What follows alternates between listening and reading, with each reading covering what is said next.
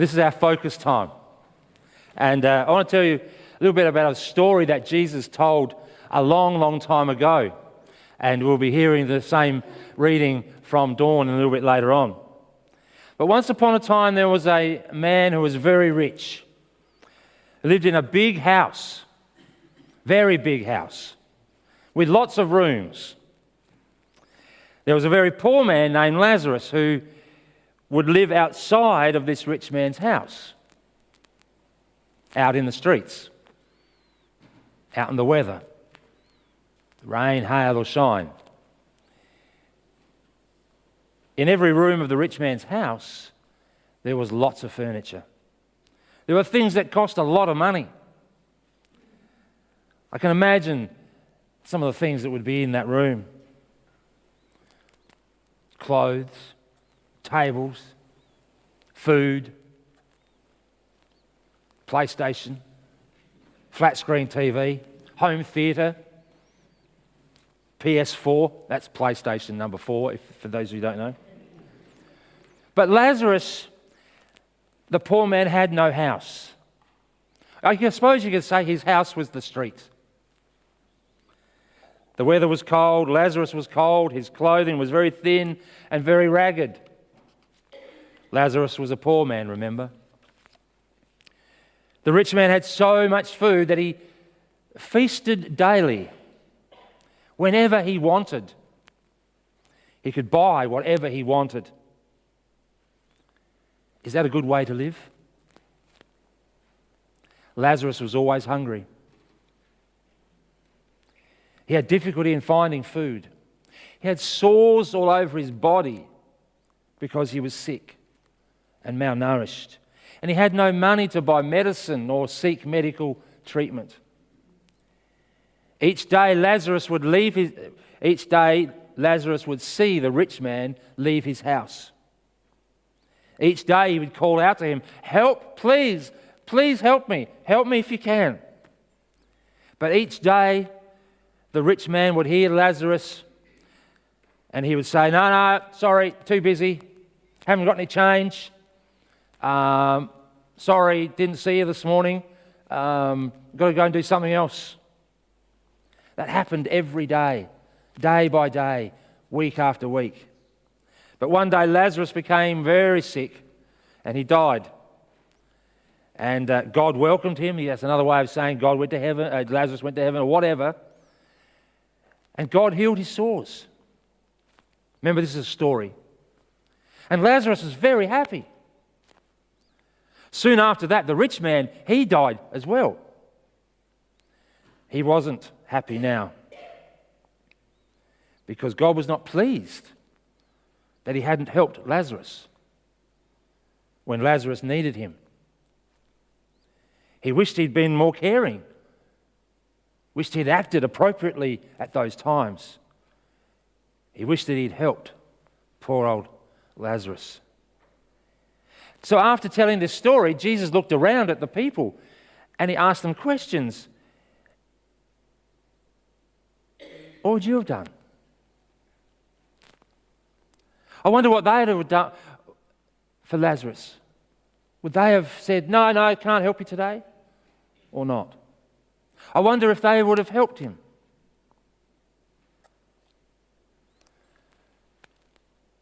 I wonder if it wasn't just too late.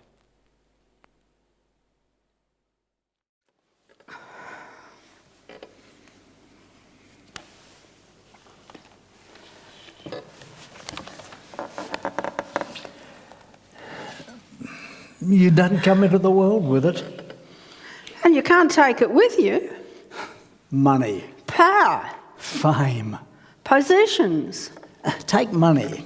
Now, how do we make the choices that we do about how to spend the money we have, what to do with it? And take power. What's the true signs of power? Take fame. Why do we choose the famous over the unknown?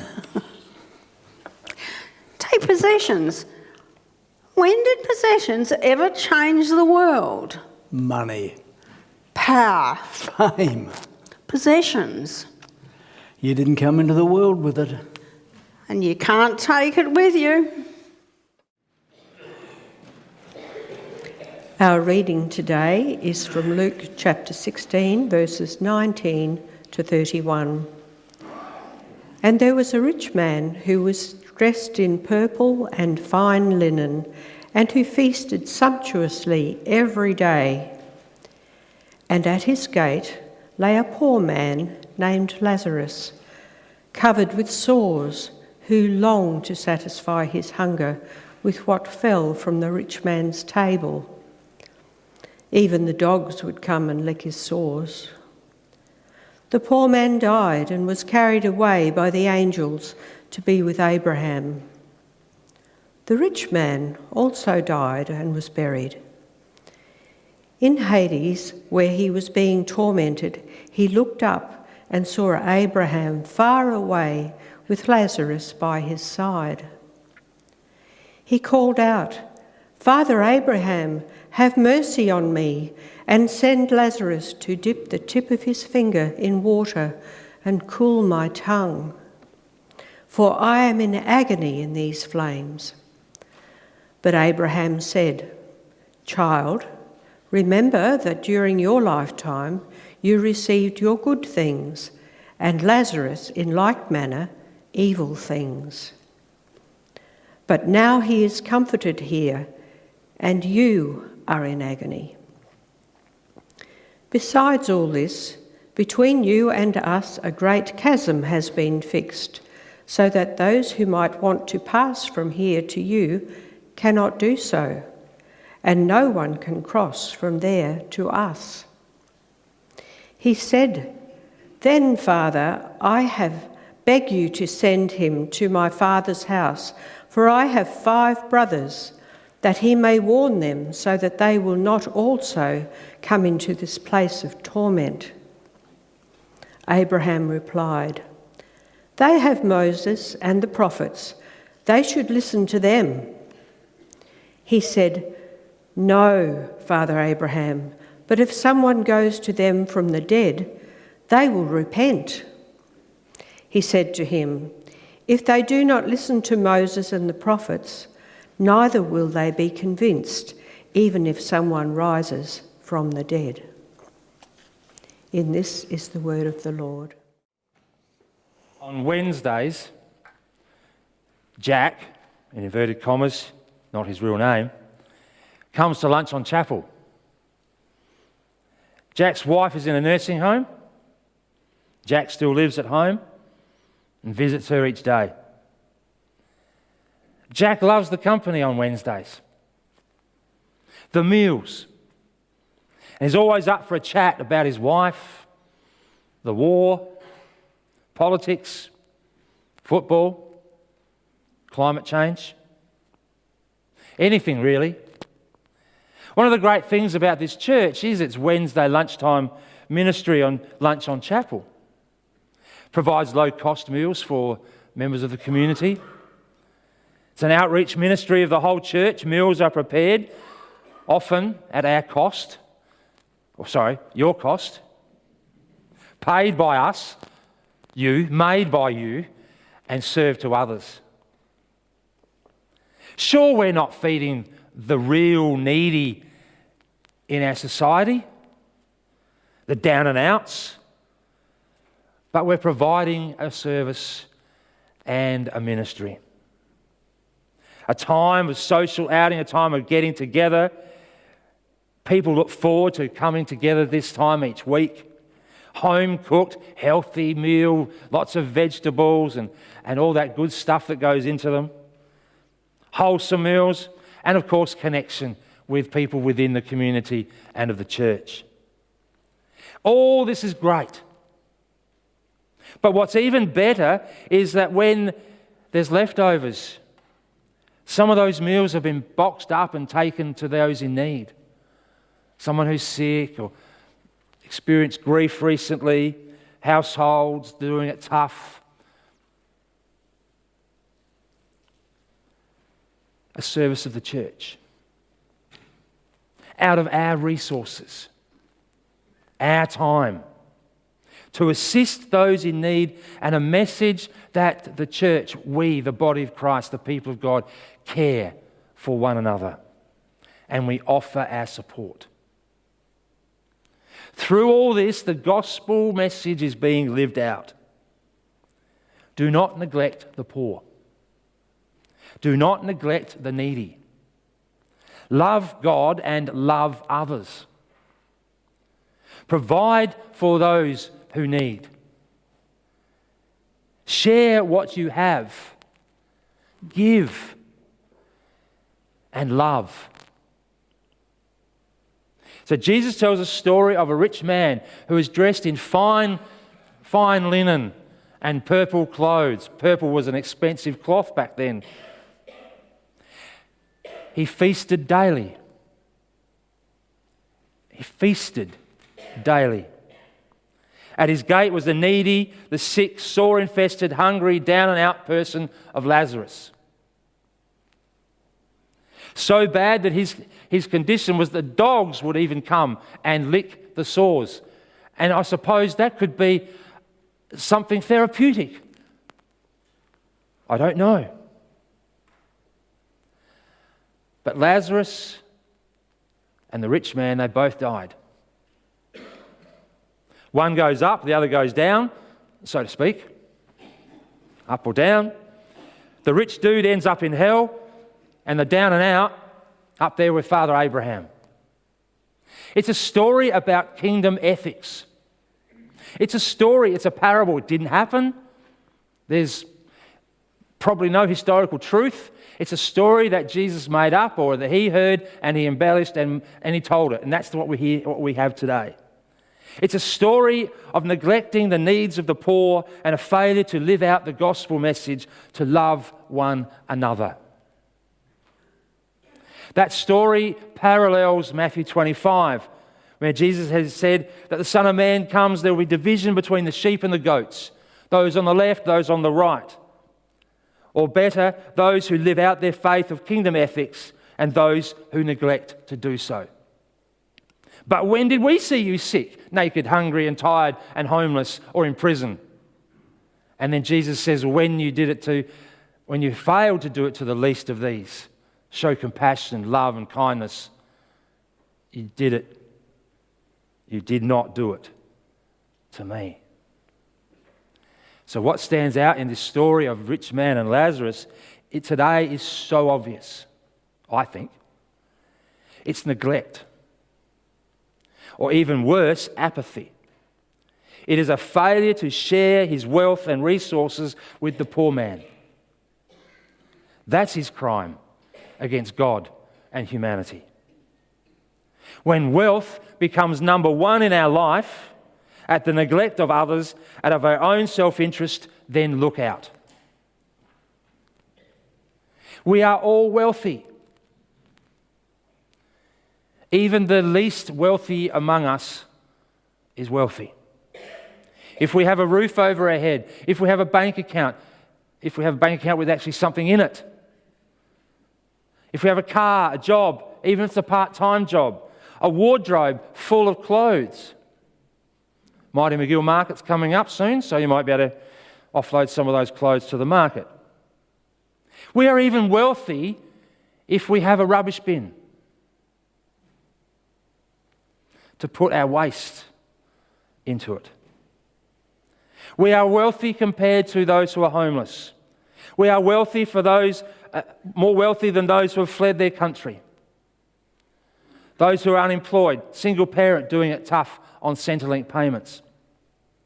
It's a challenging thought to know that the least wealthy among us here are far more wealthier than millions in our world. So this parable emphasizes the desire and the search for wealth can replace the search for spirituality. It can hinder us responding to the call of God, to the gospel action of love and service. It can be a barrier and it can deflect our attention to preoccupy our minds and our hearts and our soul, and it can become a danger. But I really like the verse in 1 Timothy 6 verse 10 that says, money, The love of money is the root of all evil, not money itself. That is the love of money, the eagerness to get more and to save and to not to give it away, to have neglect to give, failure to share, apathy of walking past points of need. This story from Luke emphasizes the misuse of wealth and self-indulgence and the practice of selfishness, which illustrates the theme of this part in Luke's Gospel.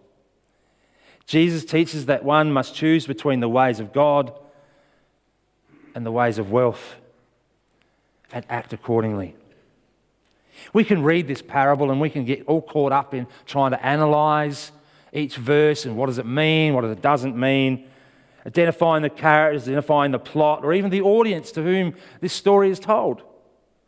But sometimes we miss the most important message, and that message sometimes is right there in front of our eyes. For we can tend to overcomplicate the parables.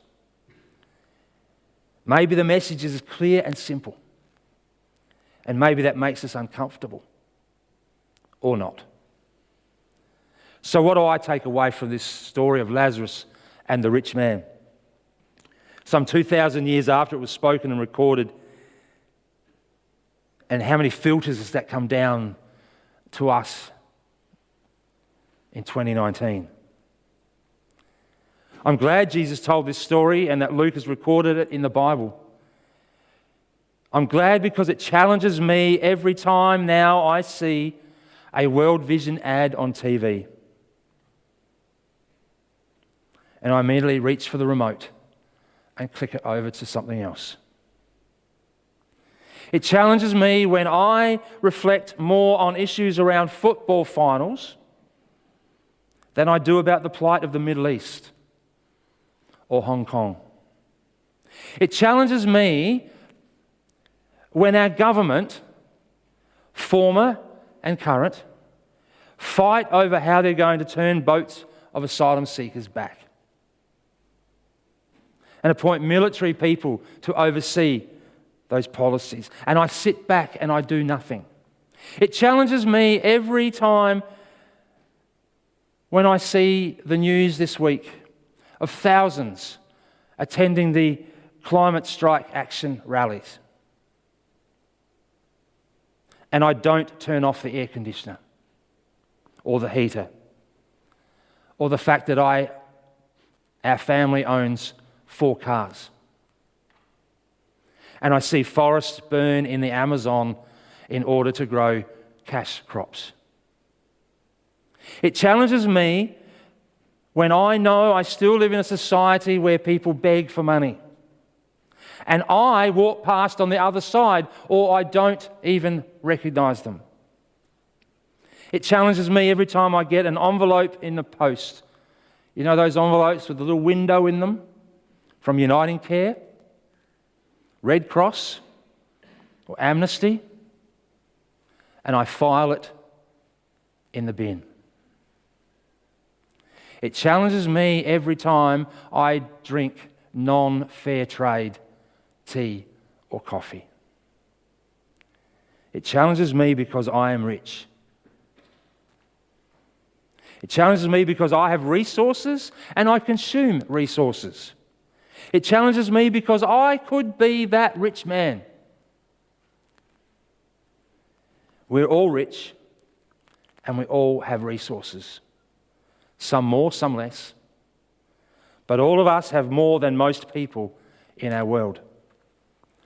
And you know the solution? It doesn't start here in the wallet. It's over there. Don't tell people that. It's over there. It doesn't start in the hip pocket.